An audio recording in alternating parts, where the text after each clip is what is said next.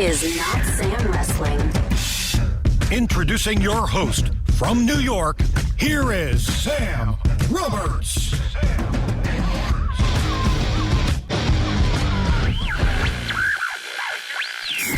It's WWE night at the New Jersey Devils here in Newark.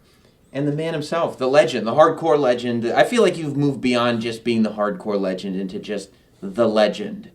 Mick Really? Foley is here. I think you got to specify. You still... Yeah. Especially if you're like in places like Australia where like, you're a legend, mate.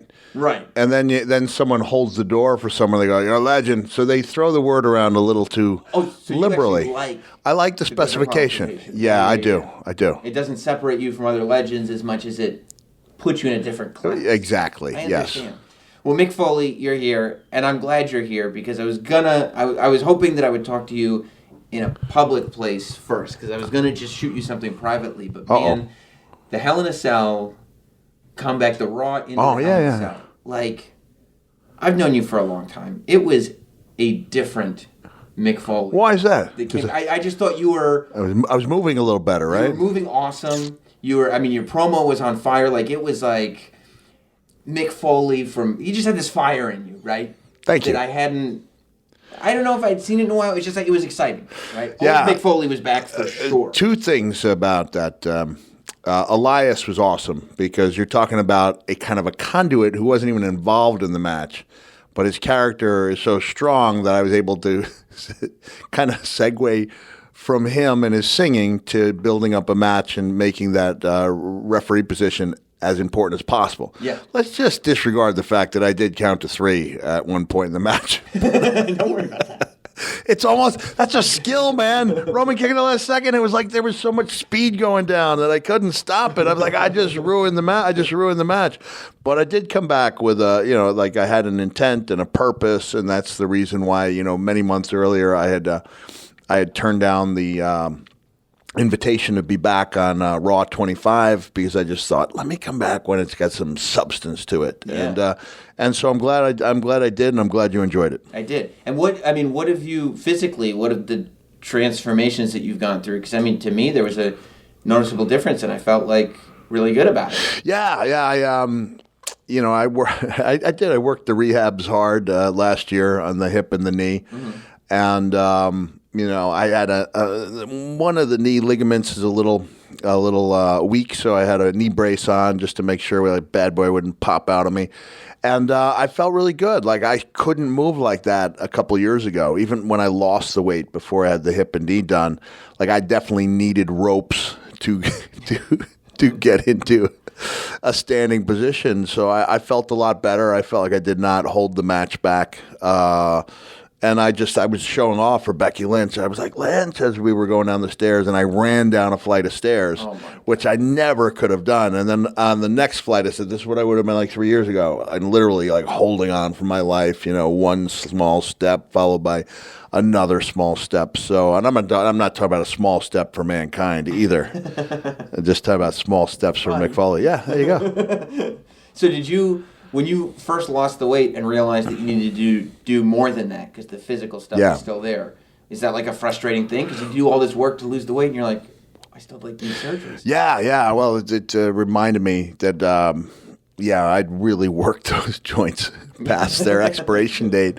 And it was a little frustrating. I would be the GM, and I should have just walked up the stairs, but I had that little like hop, skip, and a jump approach. It wasn't the most glamorous of entrances, but I would try to do it, and then I would just be hurting so badly for hours afterward. Like I couldn't even go out to eat with people. I'm like, I'm sorry, I have to go back to my room.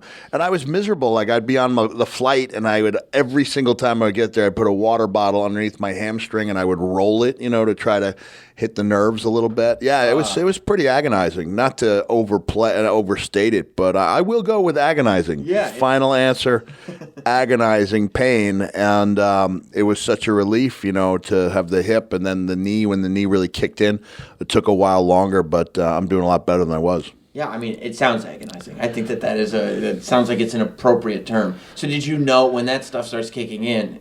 Did you kind of have to know that this general manager thing is not going to be something that you're going to do forever? Well, I definitely needed some weeks off, and in the interim period, let's just say Mr. McMahon found a shinier toy. And I would no longer needed in that spot. But it's actually, I had a great run, 8 months, and the only thing you can ask for is a good send-off. It's like if you were on a soap opera, instead of being killed off, you get fired. And I had a glorious firing by Stephanie McMahon. It really was. The week before, when I had the face-to-face confrontation with Stephanie and Triple H, was one of the best moments I've had, in the last 10 years in the business. And I was like, I had that post-pay-per-view rush like I hadn't had in a very long time. So, yeah, that's all I can ask for. It was a tough job. And the strangest thing about it, Sam, was the I won't say unparalleled, I'll say unparalleled in my experience of negativity coming from the fan base on social media who apparently thought WWE really allowed a 53-year-old man with a fanny pack to run a $1 billion corporation. So and they were upset that you were not doing a good job of running. Yeah. Oh, great show. And had real Mick Foley. I wasn't giving people breaks they deserved. That was the real downer about it. I was like, I'm not used to this. That was a silent pause there, a dramatic pause. It's an odd thing because, they're taking it seriously from a character standpoint, but you're a good guy character. What are they? How can? Well, it's. I'd say, most people enjoy the show on its own merits, but we do, and we appreciate people who go out of their way to comment on it. But most of the comments are going to be negative. You very rarely just a great show all the way around. No room for improvement. They got it right this time. And, I did have some say in certain instances, and part of that job is learning which battles to fight and why. And there were times when I would just talk to Mr. McMahon and say, I'd really like to handle this one on my own. I have some words, and I think how I say them is more important than what I say. And so if I left 6 or 7 lasting impressions over the course of 8 months, I think that's a pretty good track record. Yeah, it's almost one a month. That's pretty That's good. not bad, right? Especially with all the weeks off and everything. That's not bad. Pretty good. So what do you do then? What's the strategy when you realize that this is kind of what the culture has become? Do you just not look at mentions after Raw? Do you condition yourself to take it with a grain of salt? Yeah, that was part of it. I stopped looking as much, and then I also started trying to contribute verbally by writing out ideas instead of pitching ideas, because the game has changed, and if I wanted to have more say, I had to go about it in the newfangled way, which is writing it down and submitting it. And so if people saw if they felt like the last 6 weeks or so of my time period there was more intense, I think it had something to do with taking a firmer stance and taking a more central role. Yeah. And is that because you also knew that you were winding down and wanted to end strong? Yeah, that was part of it. I would have liked to have had the WrestleMania payoff to go along with it, I would have liked to have been fired at Nassau Coliseum the week after Mania. But all in all, I was happy with the way I left. I really enjoyed working with Stephanie. I think she's great. She backed me up so many times when my short-term memory was giving me issues. She always had my back, and I don't think people realize how important that is when you zone out 10 seconds into a 5-minute interview. When you go, so it's great to be here. Right here. And you forget the name of the town, and then you have no idea what you're supposed to do, and then Stephanie would be there with a couple helpful words to get me back on track. Columbus. Can I say there is some big news? Please tell me the big news.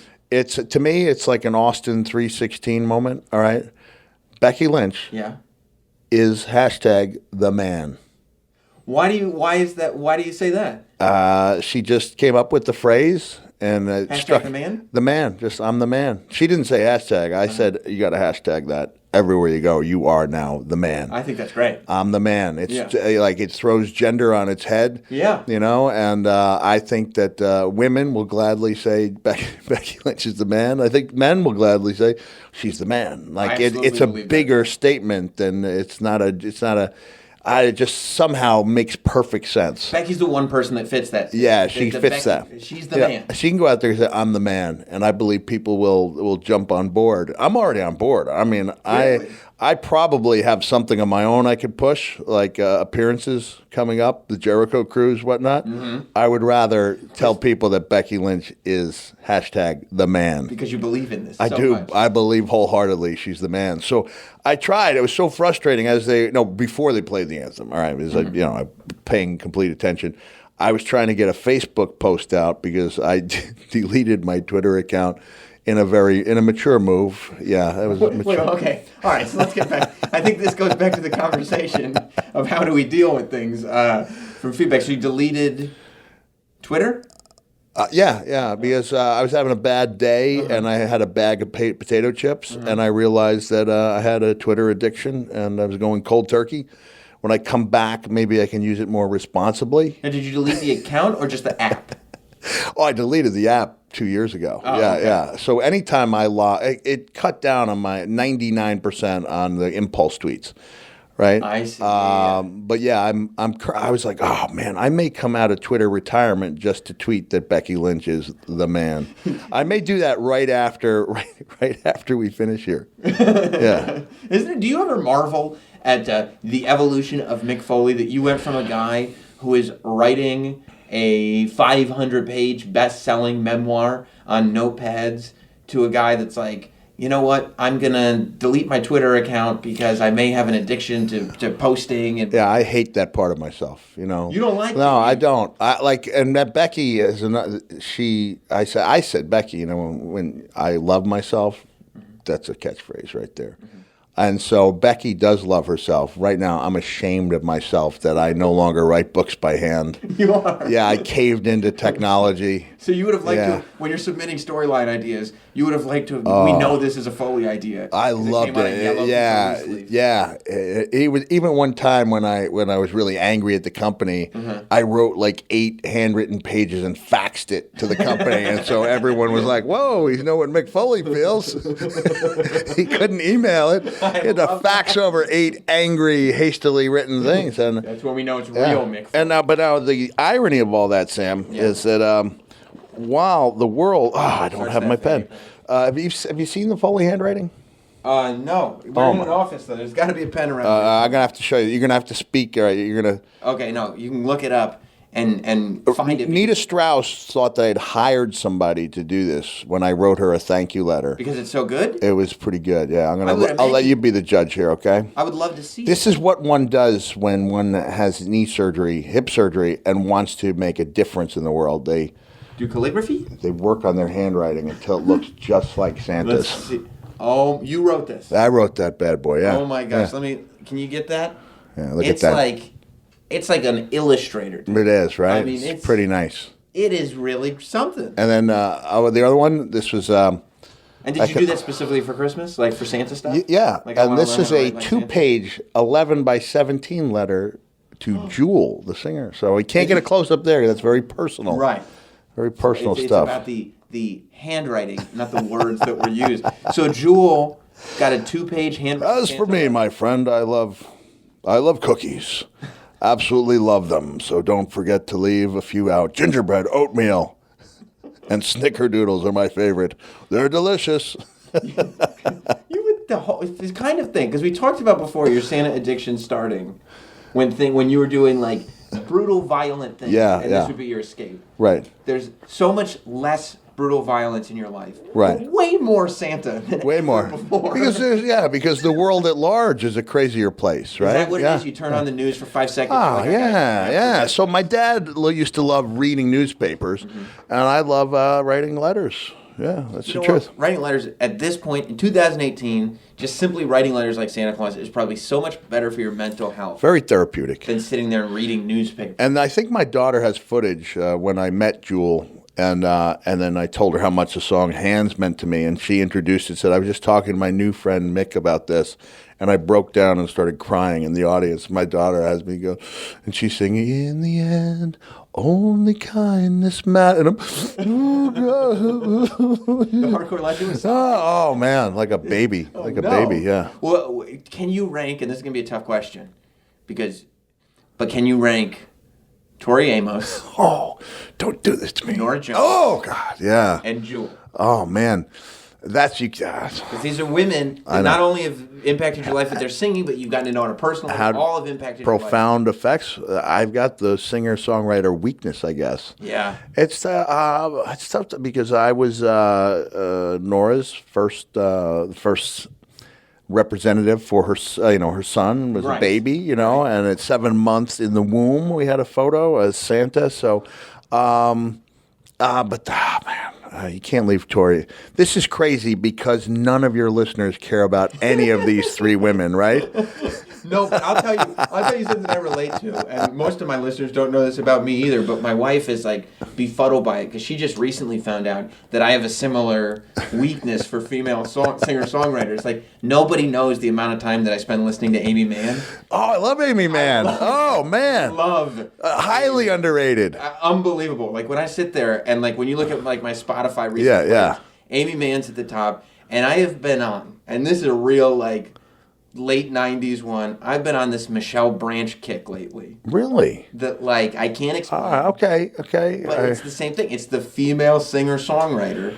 They reach that sensitive part in our souls, I believe. So I don't know if I've ever talked publicly about Amy Mann being a favorite. I probably have 7 or 8 of her CDs. You do. And what was the soundtrack she did? Magnolia. Oh, man. Amazing. I can listen to some of those songs like 4 or 5 times in a row. Momentum? Yeah. That's what turned me on to Amy Mann, was I loved the movie so much. Magnolia. But what's the one that starts? There's a line. Now that I've met you, would you object to never see me again? That's now that I met you. Definite Airplay? No, I never. Because I'm not going to come aboard and I'm doing the whole. It's nicer than Sam's making it out to be. But if she's listening, that's a magnificent song. That's probably stuff, I've got troubles enough, so don't. Definitely. That's it? Okay. We're losing everyone here. But we figured out I couldn't have gone home because I would have been in the car and I'd go, definitely. Mick needs to know that I know I'm not some Amy Mann phony. Well, Mick, I feel like after knowing each other as long as we have, we've touched some new ground here. I didn't know we had Amy Mann in common. Neither did I. I didn't know. The Jules thing is relatively new, but I'll occasionally get I just met her last year. You had a fondness for her before you just met her, or is it all new? No, I definitely enjoyed her as a performer, and it's funny how the one song connected with me so strongly. Not that I don't enjoy a lot of her songs. And then you go into that like period where you start listening to everything. And I got to admit, like every 18 months as a guilty pleasure, I would like Google the video for her dance video. Mm-hmm. Intuition, yeah. It's such a great song. She's got like the head. Oh man, and she looks amazing. Yeah, every 18 months or so, I need to hear that song. I need to watch that song, not just hear it. Your kids know to leave you alone. Dad's watching the Intuition video again. He's in his happy place. He needs to be left alone. And I really identified with, and this is something I think that great books or works of art are something that people across different spectrums can identify with. And she had this story about singing as a support act for Bob Dylan. And she was told by Dylan's manager, you won't talk to Dylan, you won't see Dylan, he won't see your show. And then about 3 days into the tour, she sees him hanging out, like watching the show, and then requested like an audience, and he wanted to know about her songwriting, and it turned into a really nice friendship to the point where he actually asked her to come out. Very Star is Born-esque, which is a magnificent movie, by the way, and that he brought her out, and she thought she was going to go into the background. He's like, no, she shared the spotlight with Bob, and it was really, like a kind of an incredible moment for her career, and something that I really, registered with me, having been given that chance by a couple of guys, who were big in the business at the time. Well, Mick, are there any thoughts in your head about doing anything else? I feel like, to say what are you going to do next year? I feel like you were just there for Hell in a Cell, but Yeah, I love doing I love the tour, the Hell in a Cell tour. Yeah. I really enjoyed it. And then I had about 5 shows that I did after the WWE aired 20 Years of Hell on the network. Yeah. And so that was really challenging to try to come up with stuff that was a little bit different, not so different that it was an entirely different show. But it was fun. It was really a lot of fun to find different ways to connect with audiences those 5 days and for those 5 shows. And I really look forward to coming back, and doing those live shows again in a couple of years. we'll keep up with Mick Foley's appearances, keep up with his live show, watch the network special. You got 2 network specials now, yeah. so watch And the new never, ever forget that Becky Lynch is the man. Love it. Thank you, Mick. Thank you, Sam.